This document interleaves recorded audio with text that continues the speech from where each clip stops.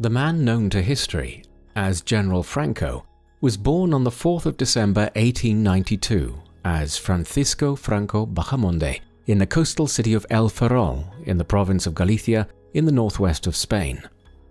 His father was Nicolas Franco, a descendant of an Andalusian family which had served in the Spanish Navy for 6 generations back into the early 18th century, and Nicolas himself would continue this tradition, working as an officer in the Spanish Naval Administrators Corps in the late 19th century. However, the relationship between Nicolas and his son Francisco would prove to be fraught, Nicolas being eccentric and a somewhat decadent character, traits which his son grew to dislike in his father.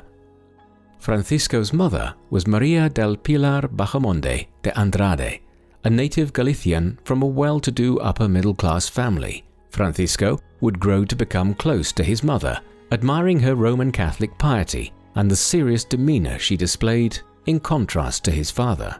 As Francisco grew up, he developed a disciplined and serious character himself from a young age.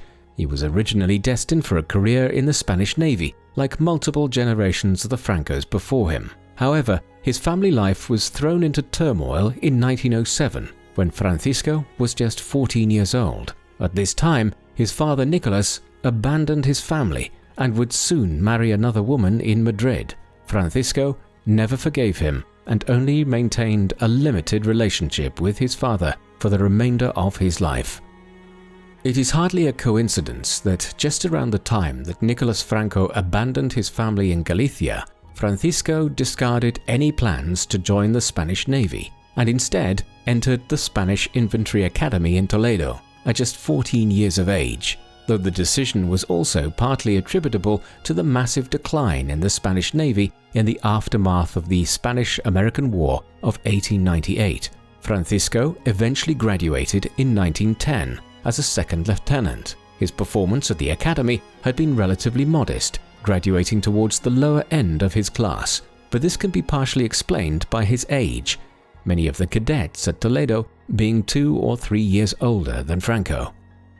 The Spain that Franco now entered military service for was on the cusp of a protracted political emergency. Indeed, it had been enduring a very prolonged crisis in one shape or another for 2 centuries. In the 16th century, Spain had been the foremost European power, the superpower of its day, fueled by an enormous empire in the New World and huge gold and silver bullion flows from Mexico and Peru. However, in the 17th century, the Spanish Empire had entered into a period of rapid decline as those same bullion inflows from the Americas dried up, such that by the 18th century, Spain was a second-rate power with a backward, underdeveloped economy. Moreover, the country's politics were crippled by the excessive power of the Roman Catholic Church and an ineffective monarchy. Then, in the early 19th century, independence movements in South America and Central America robbed the country of most of its overseas empire. However, a reform movement was underway. During the first years of the 19th century, the country fell into the orbit of Napoleonic France, and a new generation of Spanish politicians was calling for a complete overhaul of the country's politics, economy, and society. A new liberal constitution was adopted in 1812, but tensions remained. As a result, the civil war, known as the First Carlist War, occurred between 1833 and 1840 over the succession to the monarchy and disputes between liberals and conservatives within the country. 2 further Carlist wars would follow in the late 1840s and the mid-1870s, the Third Carlist War having briefly seen the monarchy suspended and the First Spanish Republic created between 1873 and 1874. Thus, when Franco was born in 1892, the country had been subjected to nearly a century of conflict between left-leaning liberal reformers who wished to reduce the power of the monarchy, aristocracy, and Roman Catholic Church, and right-leaning conservatives determined to keep the traditional structures of Spanish society and politics in place. These twin forces would continue to dominate Spanish politics into the early 20th century and shape the course of Franco's life. At the time that he left the Infantry Academy in Toledo in 1910, though, the more calamitous political confrontations which Spain was to endure in the 1930s were still some way off. In the early 1910s, the Iberian state's main concerns lay in North Africa, where the country held some of the last vestiges of its once great colonial empire, having lost the bulk of its other possessions in the Caribbean and the Philippines in the late 1890s. In particular, Morocco had become a major focus of Spanish imperial activity. The country had held territories here for several centuries, notably the city of Ceuta across the Straits of Gibraltar. Spanish interest in the region had been further expanded in the First Hispano-Moroccan War between 1859 and 1860, and brief conflicts with some of the Rif tribes of northern Morocco in 1893 and again in 1909. A more substantial land grab was effected in November 1912, when a treaty was agreed between France and Spain, whereby Morocco was divided between them, Spain acquiring the entire north coast of the country and a strip of land in the south, while France took the more expansive central parts of Morocco. Yet while the agreement between the two European powers had established their respective spheres of influence, making a reality of Spanish rule in the newly acquired territory was a more protracted affair. Efforts to pacify the various tribes and political groupings in Morocco would occupy the attentions of the Spanish military for the remainder of the 1910s. Thus it was that Franco, fresh from the academy in Toledo, volunteered to take up a position in North Africa in 1912 at the age of 19. Franco's service in Morocco began his swift ascent within the Spanish military. In 1913, he was promoted to first lieutenant in an elite regiment of Moroccan cavalry. He became well known for his professionalism and command abilities, and also for the concern he showed for the well-being of the troops under his command. In 1915, he was appointed as a captain, the youngest individual in the entire Spanish army to hold that post. But the following year, in 1916, he suffered a serious gunshot wound in the abdomen. As a result, the young Franco, now just 24 years of age, was sent back to Spain and would spend the next few years back in southwestern Europe. The establishment of the Spanish Foreign Legion in 1920 and Franco's appointment as second-in-command of the newly established brigade was the direct cause of his return to North Africa in the early 1920s, as yet another war erupted between the Spanish and the Berber tribes of the Rif Mountains, one which would last on this occasion for half a decade between 1921 and 1926. In 1923, he was further promoted to the top command of the Spanish Foreign Legion, the same year that he married Maria del Carmen Polo, with whom he would have a daughter in 1926. Like her mother, she was named Maria del Carmen, and she would be Franco's only child. Shortly after their marriage in 1923, he was called to visit Madrid for an audience with the Spanish king Alfonso XIII. This meeting was indicative of the growing fame which Franco was earning within Spain for his military service in Morocco. Moreover, this occurred at a time when the power of the military was growing. In September 1923, the king endorsed what was effectively a seizure of power by General Miguel Primo de Rivera, who would head the Spanish government for the next 7 years with the slogan "Country, Religion, Monarchy," a clear indication of his desire to rule Spain along traditional conservative lines. Back in North Africa, Franco was instrumental in bringing the Rif War to a successful conclusion in the course of 1925 and 1926. His reputation now soared throughout Spain to that of a national hero, and on the 3rd of February 1926, he was rewarded with a promotion to the rank of Brigadier General. Franco was just 33 years of age at the time, and the elevation to the rank of general made him one of the youngest generals in any European army. 2 years later, he was appointed as the director of the newly established General Military Academy in the city of Zaragoza. These actions of the 1920s were crucial for later events, as Franco's subsequent rise to power in the 1930s was predicated, to a large extent, on the reputation he had gained for his command in North Africa, and also the loyal following he engendered amongst graduates from the academy in Zaragoza between 1928 and the early 1930s. The events which would eventually culminate in the Spanish Civil War and Franco's ascent to power have their origins in 1930. In late January that year, the effective head of the Spanish government since 1923, General Miguel Primo de Rivera, was forced to resign owing to a deepening economic crisis in Spain and public discontent with the direction of the country's politics. There now followed 15 months of political instability in the country, culminating in municipal elections in April 1931, in which the Republicans won over 40% of the vote, as opposed to just 25% for the monarchists. This was perceived as a referendum on the monarchy of King Alfonso XIII, one which he listened to the result of. On the night of the 14th of April 1931, just 2 days after the elections, he left Spain without abdicating. Earlier that same day, the Second Spanish Republic had been formally declared, ending the Spanish monarchy and ushering in a new period of Spanish politics. The leaders of the newly proclaimed republic now undertook wide-ranging reforms of the country, its economy, the role of the church, and the military. As someone who was closely associated with Alfonso's rule and de Rivera's government, Franco's career now stalled. He was removed from his position at the academy in Zaragoza, and the school itself was dissolved. Franco was a monarchist and was ideologically opposed to the Second Spanish Republic, but he nevertheless indicated his willingness to accept the new dispensation and work with the government in the early 1930s.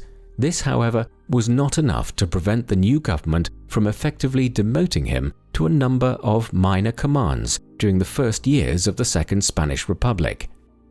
The new republic was bedeviled by instability during its brief life, including attempted coups and regional instability, all of which would eventually culminate in the Spanish Civil War. Before that calamitous conflict erupted, however, the country lurched from liberal to conservative regimes and back again. In 1933, the Spanish Confederation of the Autonomous Right were the victors in elections to the Spanish legislature, prizing power from the liberal parties, which had seized power in 1931. The 1933 elections were a boon for Franco's flagging career. He was restored to a more active command, and in 1934 he was promoted to Major General. That October, he was placed in charge of suppressing a violent revolt amongst miners in the province of Asturias, who were unhappy with the growing influence of the conservatives within the Spanish government cabinet. His successful prosecution of the Asturias insurrection would see him appointed as chief of the Spanish Army's General Staff on the 19th of May 1935. The insurgency in Asturias and Franco's stated views on it also points to where his ideological views and personal politics lay by this time. Franco described the insurgency as a frontier war, one being perpetrated by socialists and communists with the goal of overthrowing civilization itself in Spain. Franco's anti-leftist credentials were being established in this manner just as the Spanish political landscape was lurching into its ultimate crisis. A series of scandals in the mid-1930s led to the dissolution of Parliament and the calling of new elections for February 1936. This occurred at a time when the country's politics had polarized to an unprecedented extent between a left bloc of communists, socialists, and radical Republicans united into a coalition termed the Popular Front, and a right bloc of monarchists, conservatives, Spanish traditionalists, and ultra-Catholics, with the latter having a large amount of support from elements within the military hierarchy and the colonial administration in North Africa. Despite this coalition on the right, the left were victorious in the elections of 1936, and Manuel Aznar, the leader of the Republican Left Party, was quickly made president in a new government of the left. Azar's appointment as president in 1936 was the catalyst for elements on the right, and in particular within the military, to now begin plotting a coup d'etat. As this was occurring, Franco was effectively in exile. In February 1936, he had been sent to the Canary Islands as a military commander there, a position which was effectively a form of banishment from Spain itself. Up to this point, General Franco had largely remained aloof from any of the political parties in Spain, but he was now contacted by those elements within the military who wished to overthrow the government of the Second Spanish Republic in order to end the anarchy which had characterized Spain's politics throughout the 1930s. In June 1936, he met with the officers in question in a forest on the island of Tenerife to discuss the coup. At this point, Franco refused to commit the insurrection, but in the weeks ahead, he did so. The revolt would be led by 3 individuals: General José Sanjurjo, a monarchist opponent of the Second Republic who was living in exile in Portugal, would be its symbolic head, while Emilio Mola y Vidal, 1st Duke of Mola, would lead the revolt on the Spanish mainland. Franco took command of the Spanish colonial armies in North Africa. The Spanish Civil War began on the 17th of July 1936, a day earlier than planned, when the Army of Africa rebelled in Morocco. The following day, Franco flew from the Canary Islands to North Africa as the rebel forces were seizing control of large parts of Spain. By the end of July, the insurrectionists, who were now referring to their broad coalition of political groupings as the Nationalists, had gained the support of elements throughout North Africa and in the towns and hinterlands of Zaragoza, Sevilla, Córdoba, Valladolid, Burgos, and Pamplona in Spain itself. However, the government, broadly identified as the Republicans, managed to maintain control over the largest cities, including Madrid, Barcelona, Bilbao, Malaga, and Valencia. With the two sides both holding or seizing substantial parts of the country, the stage was set for a prolonged and bitter conflict. This was exacerbated by the political, economic, and military aid which both sides were receiving. The Republicans would quickly be supported by Soviet Russia, while aid and direct military support was channeled to the Nationalists by the Nazi regime led by Adolf Hitler in Germany and the fascist government of Benito Mussolini in Italy. Other nations, such as the United States, France, and Britain, declared their neutrality but could not stop independent brigades forming and traveling to Spain to fight on behalf of one side or the other. As a result of all this, the Spanish Civil War became a proxy war in the wider showdown between the political right and left in Europe in the years prior to the outbreak of the Second World War. It also acted as a means of trialling the new developments in military hardware which had been made since the First World War, notably the rapid advances in airplanes which had occurred since the 1910s. The Civil War itself became a long war of attrition. Having quickly seized the Spanish protectorate in North Africa in late July 1936, Franco was able to convey a large proportion of the North African army, which consisted of approximately 30,000 men, to Andalusia in southwestern Spain in early August. He then began a march on Madrid, with the goal of seizing the Spanish capital from the Republicans and bringing the war to a swift conclusion. However, by the time he advanced on the city in October 1936, significant enough aid had been channeled to the Republicans by the Soviets and other communist powers that Franco failed to secure the Spanish capital. With this, the possibility of a short, swift victory for the Nationalists had passed.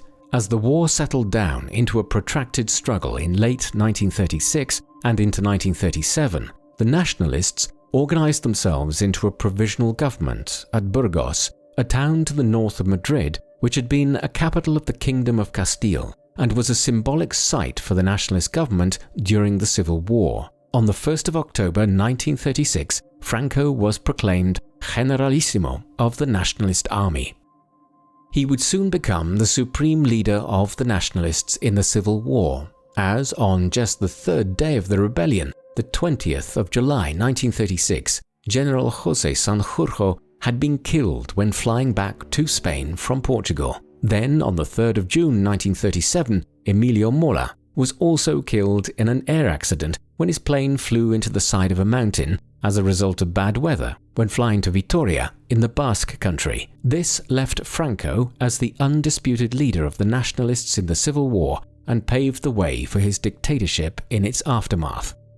1937 also witnessed the formation of the political party which would come to dominate Spanish politics until the 1970s. In 1934, in the firmament of Spanish radical politics prior to the outbreak of the Civil War, a new political party, the Falange Española, or Spanish Phalanx, had been established. This was effectively a fascist party in the vein of the National Socialists in Germany. It was far-right, anti-communist, and a champion of the Roman Catholic Church. Franco had not been associated with the Falange in its early years, but in April 1937 he now merged the Fascist Party with a number of other political groupings of the right in Spain. such as the monarchists and ultra-Catholic groupings, to form the Falange Española Tradicionalista y de las Juntas de Ofensiva Nacional Sindicalista, meaning the traditionalist Spanish phalanx of the councils of the National Syndicalist Offensive. Thus, from the summer of 1937, Franco was the undisputed leader of the Nationalists. The Nationalists were also making headway in securing the more peripheral parts of the country. By early 1937, they controlled the bulk of the west of the country, with key strongholds in Coruña and León in the north and Sevilla and Granada in the south, while the Republicans retained control of the eastern coastal parts of Spain, the Basque Country in the northeast, and the central Meseta region, including Madrid. In 1937, the focus of military operations largely lay in the northeast, in the Basque Country, which was secured for the Republican cause in the early months of the war. A concerted effort to secure the area by the Nationalists was undertaken in the spring of 1937. The Basque campaign has become infamous for the perpetration of the most notorious atrocity committed in the course of the Spanish Civil War. This was the bombing of the town of Guernica in northern Spain in late April 1937. It was carried out by the Condor Legion, provided by Nazi Germany, and the Legionary Air Force sent to Spain by Italy. Hundreds of Spanish civilians were killed in order to pave the way for Franco's subsequent capture of Bilbao in the region and the securing of northern Spain for the nationalist cause. The number of casualties is a matter of considerable contention, estimates ranging from several hundred to upwards of 1,000. These were largely civilians, and there is little doubting that it constituted a major atrocity by the Nationalists. In the aftermath of Guernica, the Nationalists made rapid advances in the north and northeast. The regional capital of Bilbao fell to them on the 19th of June 1937 after a 2-month-long siege, and the conquest of the Basque Country was completed in October 1937, bringing the Nationalists into more secure control of the northeast and the Aragonese countryside further south. The Republicans, however, retained strongholds in the Meseta and all along the Mediterranean coast, including the cities of Barcelona and Valencia.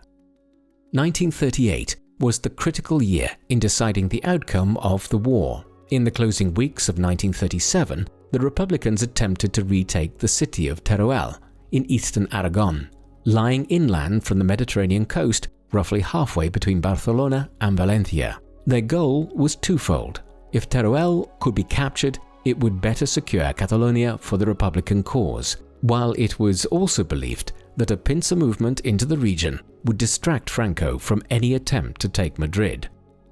The town soon became the focus of an intense confrontation between the Republicans and the Nationalists. Both sides flooded the region with well in excess of 100,000 troops each in the dying weeks of 1937 and the first days of 1938. Franco himself diverted his attentions to Teruel just before Christmas Day 1937. Bloody and intense fighting between December and February would see each side suffer over 60,000 casualties, a death toll which was compounded by the worst winter that Spain had endured in 20 years. The Republicans eventually took the town early in January, before a sustained nationalist counteroffensive reclaimed it in mid-February, bringing the Battle of Teruel to an end.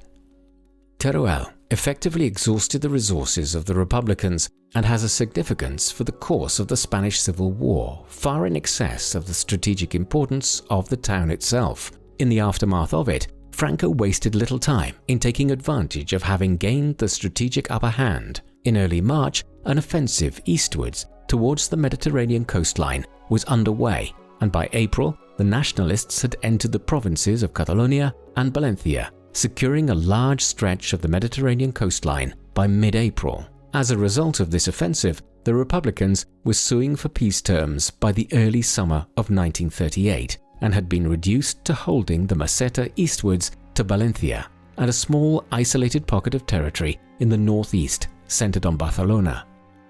The final push came in late 1938 and early 1939. On the 23rd of December 1938, the Nationalists invaded Catalonia. Cut off from the main Republican strongholds between Madrid and Valencia, the leftists had little hope here. Tarragona fell on the 15th of January 1939, and a major event occurred on the 26th when Barcelona was taken by Franco's forces, an event which made it clear that the civil war was effectively over. Weeks later, the governments of Britain and France, which had previously tried to avoid officially favouring one side or the other, recognised Franco and the Phalangists as the official government of Spain. The Spanish Civil War was brought to an end in the spring of 1939. On the 6th of March, the Republican Prime Minister Juan Negrín fled to France in the face of an insurrection within the Republican military, which now sued for peace terms.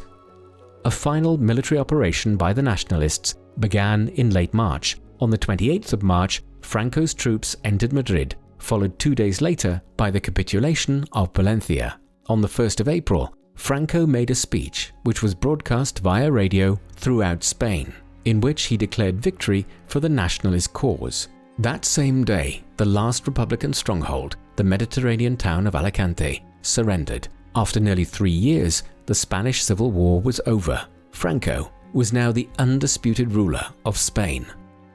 Franco's first weeks as the unequivocal head of the Spanish state were bloody. Leading historians of the regime estimate that at least 30,000 Republicans were executed in the weeks and months following the cessation of hostilities, while tens of thousands more were imprisoned. Hundreds of thousands more fled from the country, many leaving for South America, and approximately 500,000 streaming over the Pyrenees to France to find refuge there. For years afterwards, such persecution of Republicans and their families would continue and is one of the greatest crimes of Franco's regime. Although Spain's new leader aspired to rejuvenate the country in the aftermath of the war, he was to be instantly thwarted in this by events elsewhere in Europe involving his erstwhile allies. Nazi Germany's involvement in the Spanish Civil War had been just one component of a much wider pattern of German aggression throughout Europe during the mid to late 1930s. In March 1936, the Rhineland region of Western Germany was remilitarized.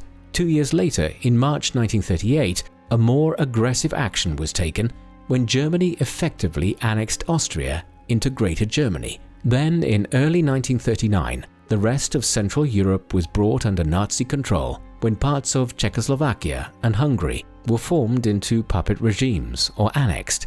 Britain and France had tried to appease Hitler and the Nazis as all of this was occurring. But when Germany invaded Poland on the 1st of September 1939, it was a step too far. 2 days later, the governments in London and Paris declared war. One might have assumed that Franco would have been an obvious ally of Nazi Germany and Mussolini's Italy when the Second World War erupted throughout Europe in September 1939. After all, both the Germans and the Italians had provided significant, perhaps crucial support to the Spanish fascists during the Spanish Civil War, and as a result had paved the way for Franco's rise to power. And yet Spain would remain neutral for the most part throughout the conflict. Franco's reasons for not joining the Axis powers during the war were mixed. In the autumn of 1939, the motive was sheer war exhaustion. The Spanish Civil War had only been brought to an end in April 1939, and there was a country to be rebuilt and civil strife to be recovered from when the issue arose of whether to join Hitler and Mussolini in their general war just a few months later. But Franco's stance in this regard shifted considerably in the months ahead, following the lightning-quick conquest of Denmark, Norway, the Low Countries, and France by Germany in the late spring and early summer of 1940. The Spanish dictator indicated to Hitler in mid-June 1940 that he was willing to join the war. Negotiations to this effect were held at Hendaye in southern France on the 23rd of October 1940 between Franco and Hitler. But here the German Chancellor balked at Franco's demands for supplies from Germany and a promise of future control of Gibraltar and French North Africa. Once these early negotiations to bring Spain directly into the war on the side of the Axis powers failed, Franco generally steered an opportunistic politique course for the remainder of the war. For instance, he sanctioned the formation of a unit of Spanish volunteers to serve in the German war effort, but strictly stipulated that this Blue Division was only to be allowed to serve on the Eastern Front against Soviet Russia, as he did not wish to damage Spain's relations with the US and Britain. Similarly, Spanish troops were stationed in the Pyrenees from 1941 onwards to prevent against any attempt by Hitler to occupy the Iberian Peninsula for strategic reasons. More revealingly, Franco shifted his stance as the course of the war altered in 1942 and 1943, with the German armies having been stopped on the Eastern Front and then forced into a retreat back towards Poland and Germany by the advancing Soviet Red Army. Franco saw that Hitler and his allies were doomed and accordingly began engaging in a more strict neutrality and was increasingly accommodating of the Allies from 1943 onwards. Allied troops who were downed in France in air missions could flee to Spain and were given safe passage back to their respective countries from the Iberian Peninsula. This certainly gained the appreciation of both the British Prime Minister Winston Churchill and the US President Franklin D. Roosevelt at the time, but Franco was not so well liked in the aftermath of the war by the Western powers. In the aftermath of the global conflict, Spain was not invited to join the newly established United Nations, owing to the sympathetic stance it had displayed towards Nazi Germany during the war, and the country under Franco was ultimately excluded from that international body until 1955. Once the Second World War concluded in 1945, Spain finally found itself free of either its own civil war being fought internally or a global war raging everywhere around it for the first time in nearly a decade. Indeed, the 30 years between 1945 and Franco's death in 1975 was, despite the dictatorship, arguably the most protracted period of political stability enjoyed by Spain since the 18th century. Francoist Spain, as it is known, was ruled by Franco as the supreme head of state, who took on the title of Caudillo de España, meaning the leader of Spain. There is little doubting that this was in essence a dictatorship, but it was one which became more optimistic in the aftermath of the Second World War, and although Franco courted the support of Nazi Germany and Fascist Italy at the time of the Spanish Civil War, Franco cannot really be termed an ideological fascist himself. His was a military dictatorship, one which sought to foster the core values of the conservative movement which had formed one part of Spain's political landscape since the 19th century, specifically nationalism, support for the Roman Catholic Church, and an opposition to leftist politics, particularly socialists and communists. The Falange Española, which Franco had formed out of the various right-wing Spanish political parties in 1937, was the sole legal party in the country between the conclusion of the Civil War in 1939 and the end of the Franco regime in the 1970s. But there was also a distinct drift away from the party's fascist roots of the 1930s during the post-war period, symbolized in the rebranding of the Falange as the Movimiento Nacional, or national movement, in 1958. Yet this is not to suggest that Franco did not engage in harsh political repression. Trade unionism and left-leaning political organizations were generally monitored and suppressed, while many socialist organizations were banned by the state. Similarly, Franco's regime sought to impose a harsh suppression of the many regional separatist movements in areas such as the Basque Country and Catalonia, which have so characterized the history of modern Spain. Such policies, though, were only so effective. Indeed, in some instances they proved counterproductive. Attempts to curb Basque separatism, for instance, simply eventuated in the formation of the Euskadi ta Askatasuna organization, or ETA for short, in 1959, meaning Basque Homeland and Liberty. ETA developed in the 1960s into a terrorist paramilitary organization bent on using bombings, assassinations and kidnappings to pressure the Spanish state in order to gain independence for the Basque region in northern Spain. Other authoritarian policies have cast a shadow over the Franco regime. Surely one of the most heinous aspects of Franco's dictatorship was the abduction of the children of Spanish Republicans and their fostering out to nationalist families. Much of the goal here was a form of social engineering, whereby these children, who would most likely be raised as left-leaning socialists and Republicans if they remained in their original family units, would now be raised as conservatives and traditionalists in line with the political ideologies of the Francoist regime. This practice had started during the Civil War, often involving children whose parents had been killed during the conflict, but it intensified to soon involve the children of Republicans who were arrested and imprisoned. It continued into the 1940s, before petering out in the 1950s, and eventually involved tens of thousands of children, perhaps into the hundreds of thousands. Many of these children never knew the circumstances of their birth or were never repatriated to their parents, and the legacy of what has been termed the lost children of Francoism was undoubtedly one of the worst crimes perpetuated by Franco's dictatorship. Elsewhere in the 1940s and 1950s, the powerful position of the Roman Catholic Church throughout Spanish society was cemented through Franco's policies. The Church's close alliance with Franco ensured that it was given almost complete control over the country's educational system, including Spain's universities, where lecturers and professors were screened for their Catholic credentials, and in Spanish society, divorce, contraception, and abortions were all prohibited. Most oppressive was the treatment of women in Spanish society. The Second Republic had adopted many of the progressive measures which had developed for women's rights in the United Kingdom and elsewhere, but these laws were now repealed, and women were increasingly confined to traditional roles in the 1940s and 1950s. As a result, women in Spain were prohibited from working in many professions and needed the permission of a husband or male relative to do something as simple as open a bank account.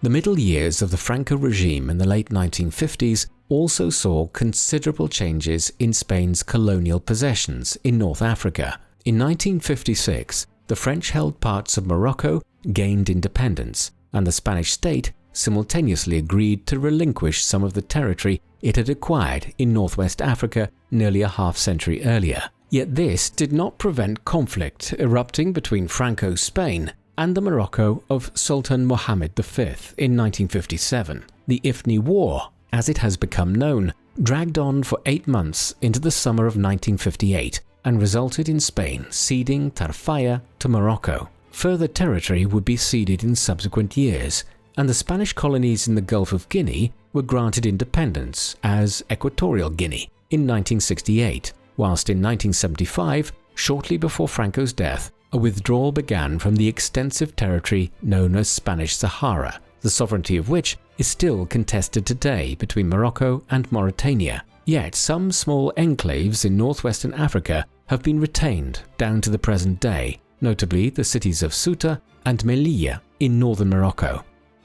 There were ambiguities to all this as time passed and the memory of the Civil War faded, and the regime became more liberal. The White Terror, as the Francoist oppression of the Republicans, both during and immediately after the war has become known, petered out gradually in the 1940s, though much of this was owing to the regime simply no longer having any enemies at home to persecute. Concentration camps, which had been set up to hold Republican prisoners in the late 1930s, gradually disappeared from Spain. The last one, that at Miranda de Ebro near Burgos, was closed in 1947. By way of contrast, from the late 1950s onwards, and in particular during the 1960s, unofficially sanctioned trade unions began to operate in Spain and were not crushed or clamped down on in the manner which they almost certainly would have been had they tried to operate in the 1940s. In other ways, Spanish society was undergoing some limited liberalization from the late 1950s onwards. For instance, some of the restrictions on what women could or could not do were relaxed in the 1960s. Censorship of the press and the media also became less severe in the last 15 or so years of Franco's dictatorship, although any overt criticism of the regime itself remained a crime. Much of this must be viewed in light of the country's drift into the Western capitalist bloc of states led by the United States during the Cold War from 1955 onwards. As Spain found common ground with these countries, Franco became less authoritarian at home and more inclined to liberalize certain aspects of Spanish society. The ambiguities of Franco's dictatorship are most clearly evident when examining his economic policy. It is impossible to dismiss the success of Spain's economy during Franco's tenure as the Spanish head of state. Ever since the late 17th century, the country had languished in a state of seemingly perpetual economic backwardness, with a lack of industry and an over-reliance on unproductive farming methods carried out on large estates. All of this was compounded by the devastation caused by the Spanish Civil War, and for much of the 1940s, the country was on the brink of bankruptcy with only a meager economic recovery occurring. However, from the late 1950s, economic growth took off to such an extent that the last 15 or so years of Franco's regime has been dubbed the Spanish Miracle or El Milagro Español. In economic terms, during these years, the country had the second fastest growing economy in the world. Only Japan, which was undergoing its own economic miracle, grew at a faster rate between the late 1950s and the early 1970s. The Spanish miracle came about owing to a combination of factors, not least a series of national development plans devised by Franco's ministers and the adoption of a free market economy in 1959. Iron and steel factories proliferated in the northern provinces, and these in turn supplied raw materials for a thriving shipbuilding industry in the ports of the northern coast. Petrochemicals became a major national industry, and new corporations emerged, notably the SEAT Automobile Company. In 1946, there were just over 70,000 private cars in Spain. This number had increased to over 1 million cars 20 years later. More than 750,000 SEAT cars were produced during the years of the Spanish miracle. As a result of all this, Spain went from being one of the most economically backward countries in Western Europe to being the world's 9th largest economy by the end of Franco's regime. Thereafter, the global economic recession of the mid to late 1970s saw Spain's economic growth stall, but there is no doubting that the Spanish miracle hauled the country's economy out of the stagnation in which it had wallowed for 2 centuries and brought it into the 20th century. This, combined with the massive expansion of the tourism sector in the post-Franco period, created the economy of modern Spain, and whatever his other failings and crimes may have been, this must be acknowledged as a major success of Franco's time in power. Perhaps in assessing Franco's career and the nature of his regime, we should also consider that he did not work to ensure the continuity of his dictatorship. This might have been partly owing to his lack of a male heir. Franco's marriage produced just one child, his daughter María del Carmen, born in 1926. Had the Caudillo had a male heir to pass the dictatorship to, he might have made provision to ensure that this occurred, but he didn't. Indeed, Franco had taken steps to restore the Spanish monarchy as early as 1947, when an official referendum was held to make Spain a monarchy once again. Although it was passed, no new king was crowned at that time, and Franco instead had his powers as a regent for life ratified. As he neared the end of his life, though, he took more concerted steps to restore the monarchy, culminating in 1969 when Juan Carlos of the old royal house of Bourbon was named as Franco's successor and made a prince. 2 years earlier, steps had been taken to allow freer elections to the Spanish legislature. Then, in 1973, Franco resigned his position as Premier of Spain and head of the government in favor of Luis Carrero Blanco. Blanco was a long-standing ally of Franco's who had fought with the Generalísimo in North Africa in the 1920s and during the Spanish Civil War, but his tenure as Prime Minister was short-lived as he was killed by a roadside bomb by the Basque terrorist group ETA. In the final days of 1973, 2 further individuals, Torquato Fernández Miranda and Carlos Arias Navarro, would subsequently serve as Prime Ministers of Spain before Franco's death. But despite this partial relinquishing of power, Franco retained many of his positions, still serving as head of state, albeit in a much more limited capacity, and also retaining control over the Spanish military. Nevertheless, the measures taken from the late 1960s constituted some significant steps towards transitioning towards a less authoritarian regime. And at the end of Franco's life and following his death, the country would quickly transition to a democracy. This would come in the mid-1970s. By the late 1960s, Franco was approaching 80 years of age. His health was declining considerably. This worsened into the 1970s, in part because the Spanish dictator was suffering from Parkinson's disease. In 1974, he was sufficiently incapacitated on a number of occasions that his duties were passed in part to Prince Juan Carlos. His last official engagement occurred on the 1st of October 1975 when he gave a speech in Madrid, whereat he was said to have been particularly frail-looking. 4 weeks later, he fell into a coma and was put on a life support machine. There is some dispute as to whether he died on the 19th of November or in the early hours of the 20th, either from a heart attack or septic shock.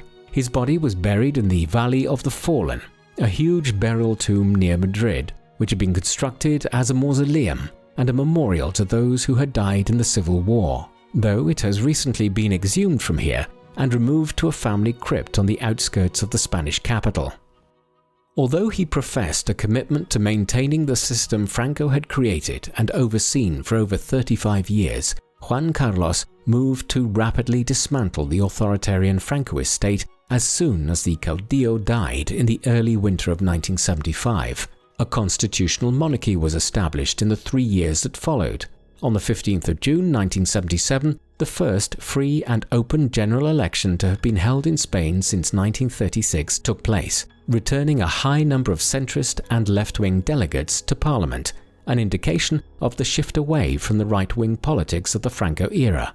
A year and a half later, a new constitution was ratified in December 1978. This has become the basis of Spain's modern constitutional monarchy, the total failure of an attempted coup d'etat in February 1981 by elements within the Spanish military who wished to see a restoration of authoritarianism in Spain was indicative of how quickly the country had successfully transitioned into a liberal democracy in the years immediately following Franco's death.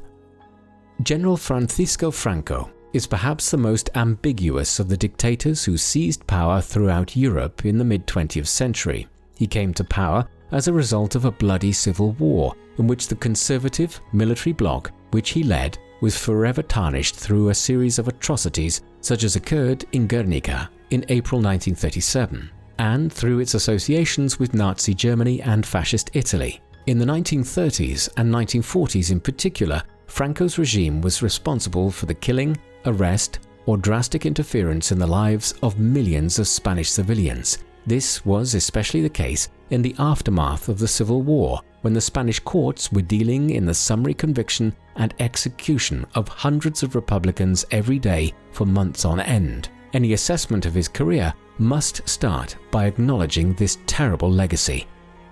But there is also little doubting that the Franco regime changed over time, in particular as it entered the 1950s. Francoist Spain became less repressive and, switching from an overt totalitarianism to a less brutal authoritarianism, there were also a number of considerable advances in Spanish society in the last 2 decades or so of Franco's regime, with a growing affinity with the US Western Bloc of powers from 1955 when the country was admitted to the United Nations. Most significantly, the Spanish economic miracle, which occurred between 1959 and the mid-1970s, finally hauled Spain out of the economic malaise it had been languishing in since the 18th century and made it one of the world's ascendant economic powerhouses. This created economic opportunities and prosperity for the Spanish working and middle class, which was unparalleled up to that point in modern Spanish history. This certainly does not excuse Franco's crimes, but it should be considered in any balanced appraisal of his time in power. And then there is the character of Franco himself. Who or what was he? He was an exceptionally private man, and the real Francisco Franco is hard to identify. Perhaps he might best be defined as a product of Spain itself, and one who shifted his own political stances in line with the prevailing trends of European and global politics between the 1930s and the 1970s. In the years leading up to the Civil War, he was a staunch advocate of Spanish conservatism, one of the 2 prevailing political stances in the country since the early 19th century. In this respect, he was an ardent anti-communist, a feature which was perhaps the most consistent aspect of his political views throughout his 4 decades in power. However, despite his ties to Hitler and Mussolini, Francisco Franco was not really a fascist, and in the course of the 1950s, the regime softened its stances considerably, eventually drifting towards closer ties with the US and the Western European states, as the Cold War made the right-wing Spanish regime a natural ally. Thus, Franco adapted to fit the prevailing political winds. Perhaps this was who he was in the end, a political chameleon, born of the chaos of Spanish politics in the age of extremes, which characterized Europe in the first half of the 20th century. What do you think of General Franco? Should we view him entirely in light of his brutal takeover of Spain in the 1930s, or did his later rule substantially rehabilitate him from his earlier crimes? Please let us know in the comment section. And in the meantime, thank you very much for watching.